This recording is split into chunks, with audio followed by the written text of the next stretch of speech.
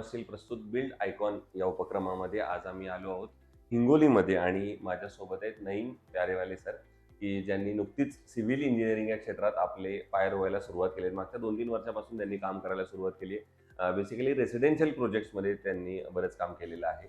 तर त्यांच्याशी या सगळ्या बाबतीत मी संवाद साधणार आहे. तो सबसे पहले आपको बहुत शुभकामनाएं आने वाले इसमें आप अभी ने काम शुरुआत कर रहे हैं. लेकिन मैं पहला सवाल ये पूछना चाहता हूँ कि आपका स्कूल डेज के बारे में, कॉलेज डेज के बारे में, और सबसे पहले आपको मोटिवेशन क्या था कि सिविल इंजीनियर बनना है? ये मोटिवेशन आपको कहाँ से मिला? क्या आप बताएंगे इसके बारे में?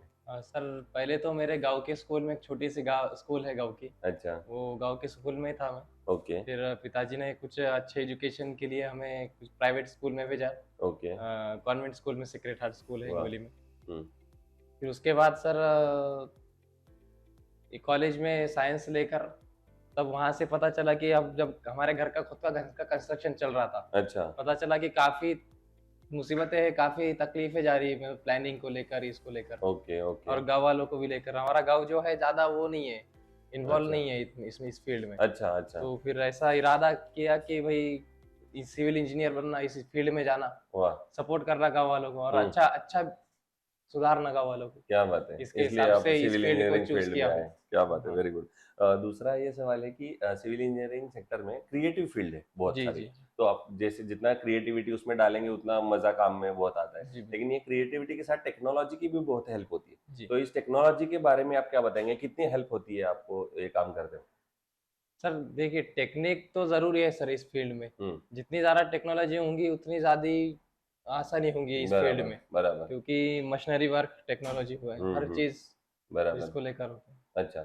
दूसरा, कंस्ट्रक्शन में प्लान सबसे बहुत इंपॉर्टेंट रोल प्ले जी करता है. जी जैसे पहले प्लान बनाता है कोई, जी फिर कभी चेंजेस होते हैं प्लान में, लेकिन प्लान सबसे ज्यादा इंपॉर्टेंट है. जी। तो प्लानिंग का इंपॉर्टेंस आप क्या बताएंगे कंस्ट्रक्शन इंडस्ट्री में? तो प्लानिंग जो है, घर जो घर वाला है जो बनाना चाहता है हम्म. क्लाइंट, उसकी फुलफिल उसकी रिक्वायरमेंट फुलफिल होनी चाहिए पहले तो। बराबर. पहला पॉइंट ये है। हम्म. और दूसरा है कि उसके जो जरूरत है हम्म. वो आने वाले इन फ्यूचर नेक्स्ट 2 जनरेशन या जितने भी जनरेशन हो बराबर. उनको भी आसानी हो अपनी बराबर. इस प्लानिंग में, तो उसी चीजों को ध्यान लेकर प्लानिंग की जाती है। प्लानिंग की जाती है. जी दूसरा, आप रेसिडेंशियल प्रोजेक्ट्स में बहुत काम करते हैं.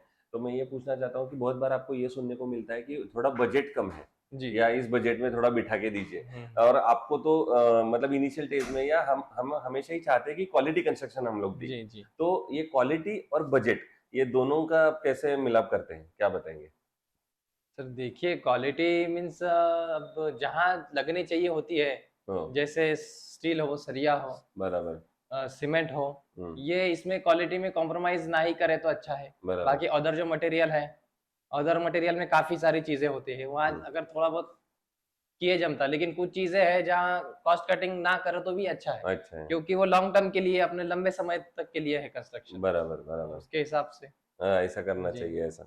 दूसरा, अगर किसी को अच्छा क्वालिटी कंस्ट्रक्शन करना है, अच्छा। तो आप क्या टिप्स देंगे कि ये टिप्स आप फॉलो करो, अच्छा बेसिक क्वालिटी कंस्ट्रक्शन करने के लिए ये बहुत जरूरी है?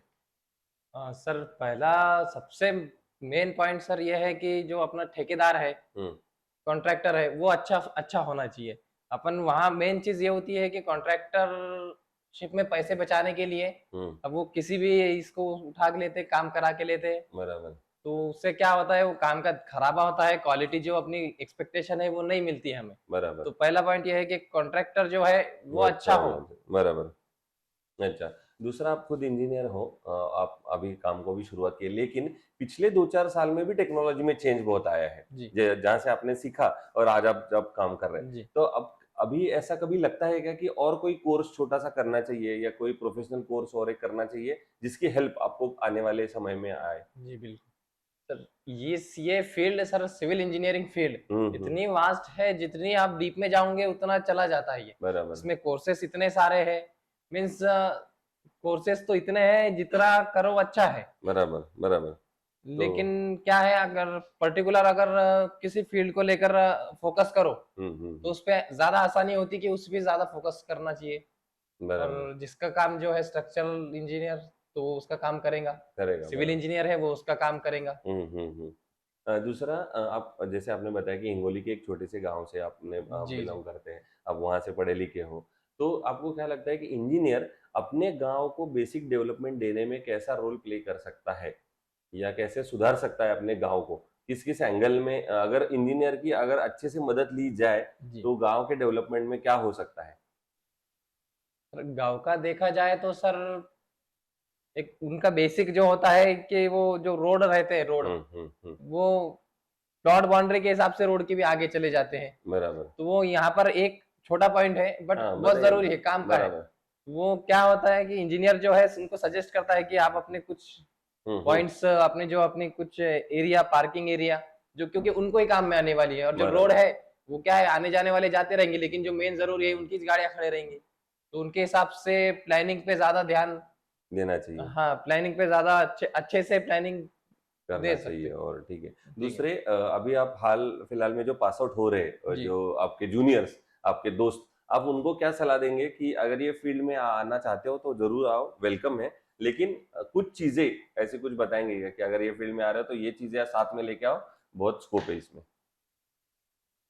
हाँ, यस, ये फील्ड सर इतना इंटरेस्टिंग है, हम्म। आपको बहुत मजेदार फील्ड है सर ये, पहली हम्म। बात तो। और रही बात कुछ पॉइंट्स याद रखने की, जो है कि जब पढ़ाई शुरू होती है तभी अगर प्रैक्टिकल नॉलेज मिल जाए तो बहुत बेहतर है, बहुत आसानी है आगे हम्म। के फ्यूचर में। बात बराबर। एजुकेशन के बाद में बहुत आसानी होती है, बराबर। क्योंकि बराबर। जब एजुकेशन स्टार्ट होता है थ्योरेटिकली, हम्म। तो साथ में प्रैक्टिकल होना इस फील्ड को लेकर जरूरी है। जरूरी है। जी। दूसरा, आप कोई भी कंस्ट्रक्शन में स्टील और सीमेंट, ये सबसे दो इम्पोर्टेंट चीजें हैं। जी। तो स्टील अगर सिलेक्ट करना है तो आप स्टील कैसे सिलेक्ट करते हो, या स्टील को सिलेक्ट करने के लिए कौन से पैरामीटर आप देखते हो कि ये स्टील अच्छा है, ये मुझे चाहिए? कोई भी स्टील आप यूज करो, लेकिन ये स्टील में पैरामीटर देखो, ये उसके क्वालिटी चेक्स जिसको बोलते हैं, वो क्वालिटी आप क्या देखते हो स्टील में कोई भी कंस्ट्रक्शन में यूज करते वक्त? हाँ सर, उसकी ड्यूरेबिलिटी और डक्टिलिटी होना तो जरूरी है। जरूरी है, हाँ। बाकी लोगों का ऐसा बना है कि नाम के ऊपर है बस, अच्छा। और बाकी उसकी क्वालिटी देखना पड़ता है, जरूरी है बढ़ता है, क्वालिटी। बराबर। आपने आइकॉन स्टील कभी यूज किया है आपके प्रोजेक्ट्स में जी कोई? जी, बिल्कुल अच्छा, किया है तो सर। कैसा रहा है आपका एक्सपीरियंस आइकॉन स्टील के साथ, उनके सर्विसेज के साथ, उनके डिलीवरी के साथ? उनका जब आपको चाहिए तब उनका मटेरियल अवेलेबल रहता है क्या? ऐसे कुछ बता सकेंगे आप हाँ, पॉइंट्स? ये है, अदर कंपनीज है, और ये भी है, आइकॉन स्टील भी है। इन ये काफी सारी मतलब एक्टिव है, ज्यादा एक्टिव है, बोलने का मतलब। सर्विस आप जैसी सर्विस मांगो उस हिसाब से मिल जाएंगी। अच्छा। मटेरियल काफी मिल जाएगा, ऐसा नहीं कि मटेरियल अवेलेबल नहीं है, मिल जाएगा आपको आसानी से, वेरी हर गुड। चीज कहीं पर भी। और वेरी गुड। अच्छा है काम अच्छा में है, भी। ठीक है। चलो, तो ये थे नईम प्यारे वाले साहब, जिन्होंने बहुत अच्छे से और मैं कहूँगा बहुत प्यार से बताया इस फील्ड के बारे में, उनके ओवरऑल एक्सपीरियंस के बारे में। और जैसे मैंने शुरू में भी बताया कि 2-3 साल हुए उनको ये फील्ड में काम करते वक्त, लेकिन आगे का बहुत बड़ा जर्नी उनको तय करना है, उसके साथ सफर करना है। लेकिन उन्होंने एक बहुत इंपॉर्टेंट बात कही, जो आने वाले स्टूडेंट्स हैं जो इस फील्ड में आ रहे हैं उनको, कि इसमें बहुत स्कोप है, लेकिन आप थ्योरेटिकल नॉलेज के साथ थोड़ा प्रैक्टिकल नॉलेज लीजिए, जी। कहीं प्रैक्टिस कीजिए, फिर अपनी कंसल्टेंसी शुरू कीजिए, आपको इसमें बहुत बड़ा स्कोप है। तो फिर एक बार आपको दिल से शुक्रिया कि जी। आप इसमें आए और हमारे साथ बात किए। बहुत बहुत थैंक यू। ठीक। Thank you very much.